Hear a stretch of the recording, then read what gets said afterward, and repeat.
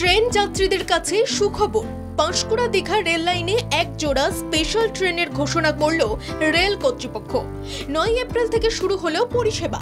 সামনেই বাংলার নববর্ষ, তার উপর রাজ্য সরকারের উদ্যোগে দীঘায় গড়ে ওঠা জগন্নাথ মন্দিরের উদ্বোধন। সব মিলিয়ে এপ্রিল থেকে দীঘা ক্রমেই পর্যটকের সংখ্যা বাড়ছে। পর্যটকদের স্বাচ্ছন্দ্যের কথা ভেবে Panskura Haldia Digha south eastern railway passengers welfare association rail দপ্তরের কাছে একজোড়া অতিরিক্ত বিশেষ লোকাল ট্রেন চালুর আবেদন জানিয়েছিল।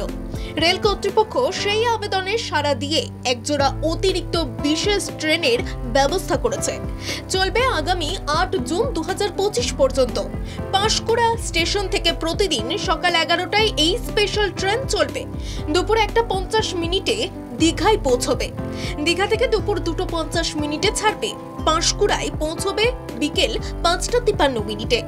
এই পরিষেবায় সাধারণ মানুষ থেকে পর্যটক সকলেই খুশি।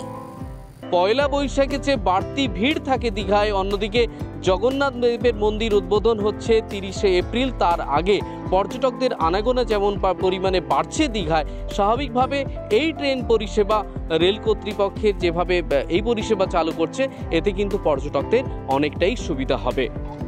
দীঘা থেকে রাজীব নন্দীর রিপোর্ট, বাংলা জাগো টিভি।